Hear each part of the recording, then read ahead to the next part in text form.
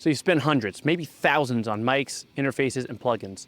You set it all up perfectly. But when you hit play, your mix still sounds like trash. It's muddy, unclear, and honestly, it's frustrating as hell. But I've got good news. It's probably not your gear. It's the hidden mistakes in your recording process that are wrecking your sound from the get-go. And in this video, we're gonna fix that. We've all been there. That sinking feeling when your track sounds amazing in your headphones, but falls apart in the car. You start second-guessing everything, your monitors, your favorite mic, maybe even your own ears. But what if I told you that getting pro-level, clear, and punchy recordings at home has less to do with spending more cash and everything to do with dodging a few critical but super common mistakes? The roadmap to a pro mix isn't paved with more plugins or fancier gear. It's paved with the solid understanding of the fundamentals. Today, we're not just going to point out the problems. I'm going to give you the exact solutions you could use right now. We'll dive into 4 places home studios always go wrong: the room, the source, the gear, and the process. By the end of this, you'll have a roadmap to finally make your home studio sound as good as you've always knew it could. The single biggest reason your expensive gear sounds cheap, it's the room you put it in. You could have a $10,000 mic, put it in a bad sounding room, you'll just get a $10,000 recording of a bad sounding room. Think of it this way. Recording in an untreated room is like taking a professional photo in a funhouse hall of mirrors. The person looks great, but the reflections are distorting the whole picture. So what's actually happening? 2 main things are killing your sound: reflections and bass buildup. Bare walls and hard surfaces cause sound to bounce around like a pinball, creating a chaotic mess of echoes that blurs your sound. We call this flutter echo. But the real villain is what's happening in the low end. Bass frequencies have a ton of energy, and they love to pile up in the corners of your room, creating a boomy, undefined mess. This makes it totally impossible to judge your low end accurately, with crazy peaks and dips in what you're hearing. So what's the fix? Do you need to drop a fortune on custom acoustic panels? No, not at all. You can start with things you already have. Thick blankets, heavy curtains, your couch, even a full bookshelf can do a surprisingly good job of taming reflections. Moving blankets are an amazing, cheap option. Hang them on your walls or drape them over a rack to create a makeshift vocal booth. When you're ready for the next step, the best investment you can make is in bass traps. Seriously, putting bass traps in the corners of your room is the single most effective thing you could do to clean up that low-end mud. After that, you could add some simple acoustic panels to your first reflection points, the spots on the side walls and the ceiling where the sound from your monitors bounces on its way to your ears. Treating your room isn't sexy, but it is, without a doubt, the most important part of the puzzle. It's the foundation for every great recording.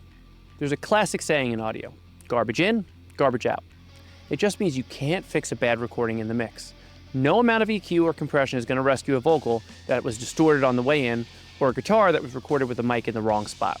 The quality of your entire track is decided the second you hit record. This is where 2 things are absolutely critical: gain staging and mic technique. First, let's nail down gain staging. It's just a fancy term for setting the right recording volume.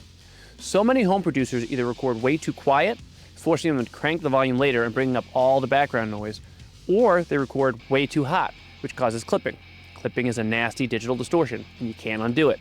A clipped snare or a distorted vocal can ruin an otherwise perfect take. The solution is finding the sweet spot. A great rule of thumb is to set your levels so the loudest part of the performance hits around -6 dB on your meter. Your audio interface probably has a little light: green, yellow, red. You want to live in the green and just tickle the yellow on the loudest parts. Just stay out of the red, always. This gives you a strong, clean signal with plenty of headroom, capturing the performance perfectly without any junk. Next up is the mic technique. Where you put the mic is just as important as what mic you're using. For example, shoving a mic right up into the singer's mouth causes the proximity effect, which makes their voice sound unnaturally bassy. And you'll capture every little mouth click and pop.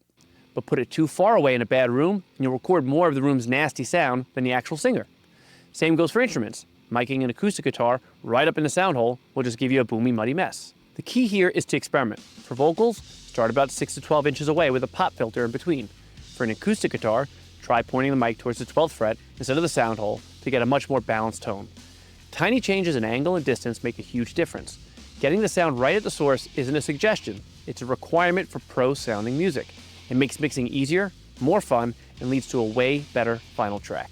All right, we're halfway through, and if you're getting value out of this so far, do me a quick favor and hit that subscribe button down below. My goal is to help you make better music from home, and I'd hate for you to miss out on the next video.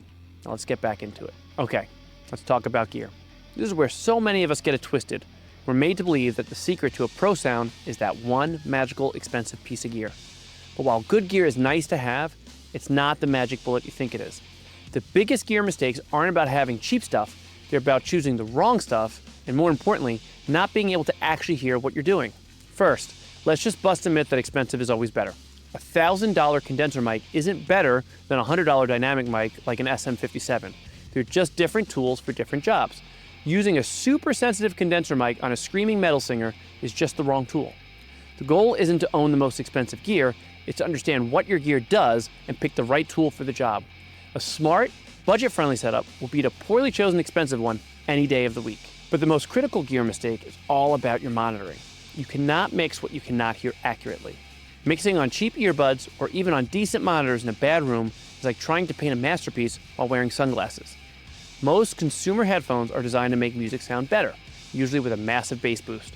If you mix on those, you'll just end up turning the bass way down to compensate, and your mix will sound thin and weak everywhere else. The solution isn't to buy the most expensive monitors.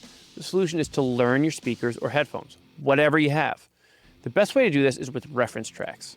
A reference track is just a professionally mixed song in a style similar to yours. By constantly A/Bing between your mix and the pro track, you calibrate your ears to what a good mix is supposed to sound like on your system. It keeps you honest and helps you make way better mixing decisions, no matter how good your speakers are. So you've treated your room, you've captured a clean recording, and you trust what you're hearing. This is where the final mistake creeps in: overprocessing. In the digital world, we have endless plugins. The temptation is to use all of them, all the time. This is the fix it in the mix trap, and it's a fast track to a cluttered, lifeless, and amateur-sounding mix. The number one sign of overprocessing is mud. It's when instruments lose their clarity and everything just feels tangled together. This usually comes from boosting frequencies too much. You boost the bass on the kick, then on the bass guitar, then on the synths, and then suddenly you have a massive, undefined blob of low end. The same goes for effects.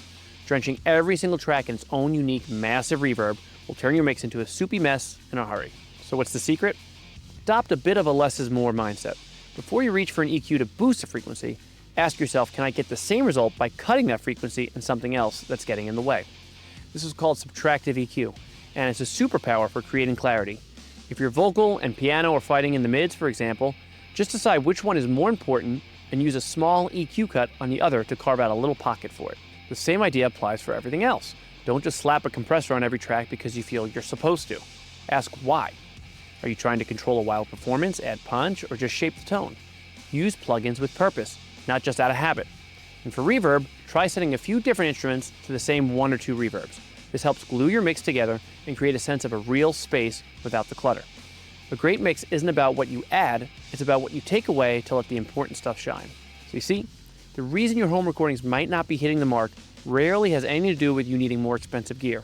It's almost always coming down to these four things: the room, the source, the gear, and the process. Focus on treating your room, even with simple DIY stuff, and you'll build an honest foundation. Master gain staging and mic placement, and you'll capture amazing audio from the start. Choose the right tools for the right job, and learn your speakers with reference tracks, and you'll make smarter decisions. And finally, mix with a less is more attitude to create space and clarity. Stop chasing that next plugin you think will solve all your problems. Start focusing on these fundamentals. I promise you, if you tackle these four areas, you'll hear a bigger improvement in your sound than any piece of gear could ever give you. You absolutely have the power to make pro-sounding music from home. Now go make it happen. What's the biggest mistake you've made on your home studio journey? Drop it in the comments below. I read every single one, and I'd love to hear from you. And if this was helpful, do me a favor and subscribe so you don't miss the next video. Thanks for watching.